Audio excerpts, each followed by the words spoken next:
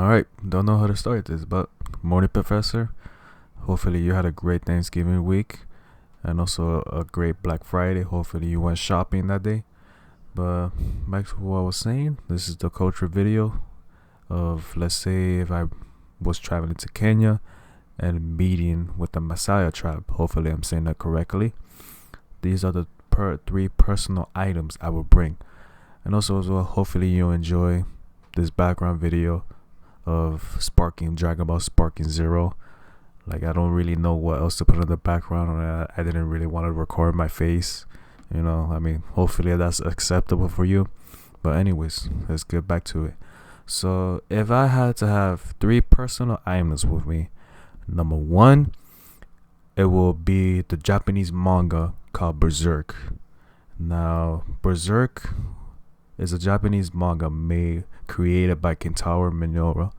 And the reason why I will bring this one personally with me is to, let's see, if I'm bored. I mean, most likely I'm not gonna get bored because I'm with a tribe. I mean, who knows? You never know. So let's say I want time to go by fast. One time, like just for time to go by, I will bring my book of Berserk. And what it is that it follows a man named Guts, a wandering swordsman who fights against powerful enemies, both human and supernatural, mostly demonic ones. So, like, I mean, if you want, I feel like you should read it. I feel like it's a good read that I feel like you enjoy. And the way how it impacts society, not majority of like USA, but Japan and Japan Berserk is worldwide one of the best mangas out there that people could relate to. Not really relate to, but like they could understand the struggle of this swordsman named Guts, and what people even so then, like, it's become really impactful to other readers in the US. That's how much it became so popular. So with this, it helps out some majority men that mostly read it, but it helps out that part of society with mental health, to see that you never, like, to not give up, and not to give up like that, and just keep on going. The path will be hard, don't get me wrong, but the main point is to not give up and deal with the struggles, fight the struggles. So that's what Berserk mostly is entitled to for the story, and also that's why it's one of my favorite picks if I would be going to this village. Now, the second item that I will bring with me is an energy drink, whichever it could be. It could either be like a Monster, a Ghost, or most importantly, my favorite energy drink out there, the Sea Bum. Now, the reason why I will bring this one is because usually when I wake up in the morning, I can't think straight. I'm not myself when I wake up in the morning. I'm just all like tired, moody, don't want to do anything. So unfortunately, it's a really bad habit. Don't get me wrong, it's not healthy with the caffeine addiction, because it's pretty bad with the caffeine addiction that I have. But if I open up a can of energy drink, Monster, Ghost, Sea Bum, whatever it is, it will help me focus more. Like, I know you see me with a Monster energy drink in class, or like any energy drink at all in class. So like, in society, there are a bunch of people in this world that need something to wake them up, because they're not themselves when they wake up. They're not like happy-go-lucky or like have that energy, what some people do. But the majority of people don't have the energy to do anything in the morning, so they need like a boost of caffeine, mostly either energy drink or coffee too as well, to get them to function properly. And yeah, that's my second pick for the tribe. Now, for the final thing I will personally take with me is my Lumix camera. The reason why I will take that, because obviously is I'm going to a village that I've never gone to before, so obviously I want to take some pictures and even show it out to my family members or my friends or social media in general. And with this, with society, obviously the tribe does not have technology like that. They don't really use technology. They just use what they have in nature around them. And with the technology, with cameras, is to save that memory that is really important. So like in society, we always have our phones out. Let's say if you're in a concert, you will use your phone's camera to save that memory, to relive it one day as like, oh, this is a good picture that I taken with the family or whatever it could be.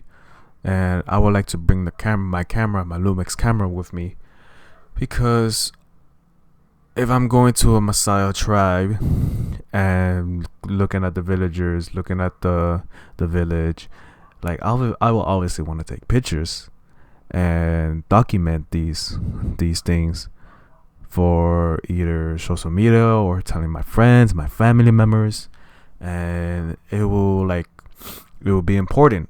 Okay, so an important family tradition that my family celebrates every year is, so my family is Nicaraguense, and they usually celebrate something it's called La Policima. I think that was it's called. And what it is a celebration of the Virgin Mary, and it takes place between November 28th through December 8th. So like it's still going on. It's like a mixture between Halloween, Christmas, and the 4th of July. For me, like I don't really get involved to it, but like I do know for my family who are Nicaraguense, they do celebrate this a lot, and like they're celebrating it currently right now with it. And like yeah, it is fun. Don't get me wrong, but the food, the eating, the singing that they have there, and the fireworks too as well. Sometimes that they do, but I mean that from an important traditions that I know of, that's the important one for my family. Okay, talking about these three items from a sociological perspective, we could start off with Berserk. So we could talk about the trauma and the oppression that Berserk talks about. So with Guts, the protagonist, it emphasizes the impact of the systematic violence and the way of his upbringing as a mercenary, and the repeat betrayals that he endures shows you the physiological toll of a living being in a world that is structured by just chaos, violence, and is not healthy at all. And now with energy drinks, the way how you could interpret it is mostly with the health and the risk culture, because while energy drink promises like alertness and being awake, it could also carry potential health risk, mostly like heart issue and disturbances and sleep disturbances, most likely. Hopefully I'm saying that correctly, probably not.